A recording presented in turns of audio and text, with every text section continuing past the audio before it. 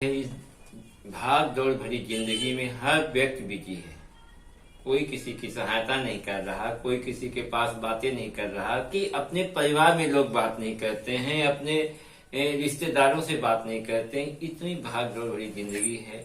हम आपको कुछ आज एक कहानी बता रहे हैं। उस कहानी के जरिए मैं आपको बताना चाह रहा हूं कि हमें क्यों सहायता करनी चाहिए, हमें सहायता करने से हमें क्या लाभ मिलता है और क्या नुकसान मिलता है। आज हम इसी के बारे में बताएंगे। सबसे पहले मैं आपको बताना चाहता हूं कि एक माँ एक बेटे को तो ऐसा जरूरत पड़ गई, 20,000 रुपए की जरूरत पड़ गई बेटे को। पिताजी से मांगता है बेटा कि पिताजी मुझे 20,000 रुपए चाहिए। तो पिताजी के पास पैसा ना होने के कारण उससे बोलते हैं अपने बेटे से कि बेटा मेरे पास पैसा नहीं है, मैं कहीं से व्यवस्था करके दे दूंगा। तो बेटा बोलता है कि हमें इस तारीख को ही चाहिए पिताजी। तो पिताजी बोले ठीक है, मैं कोशिश करता हूँ। बेटा चला गया अपने पढ़ाई के लिए जहाँ जाना था। इसके बाद उसके पिताजी क्या किए कि अपने दोस्त भाइयों से पैसा मांग करके वो घर पे रख के आ गए। पुत्र की माँ से बोल दिए कि हाँ पैसा रखा हुआ है।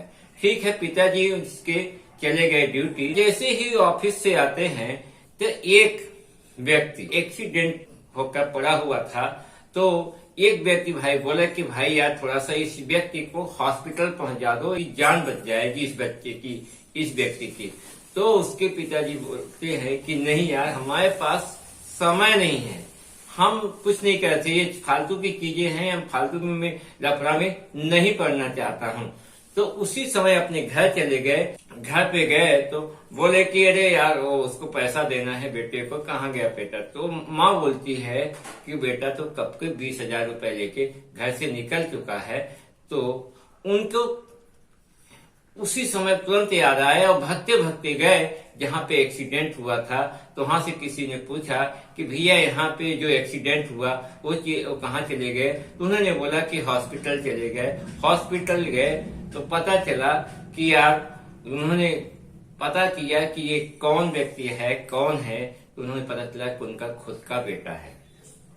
अगर वो वहीं उसी समय उनकी हेल्प कर देते, ये नहीं बोलते कि हमारे पास समय नहीं है, नहीं चलिए हम आपकी हेल्प कर देता हूँ, तो शायद उसकी जान बच जाती और आज उनका पैसा भी गया, उनका बेटा भी गया। तो इसी से हमें सीख मिलती है कि हमें दूसरों की हेल्प करनी चाहिए।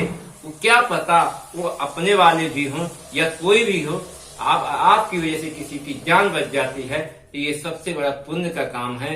इसीलिए तो हमेशा दूसरे की हेल्प करना चाहिए। अगर समय मिला है तो आप उस व्यक्ति की हेल्प करना सीख लीजिए। अगर इतना भी नहीं कर सकते तो वहां पे सरकारी व्यवस्थाएं बहुत है, आप कॉल करके एम्बुलेंस बुला सकते हैं, कुछ न कुछ चीजें आप कर सकते हैं। इससे आप उस व्यक्ति की जान बच जाती है।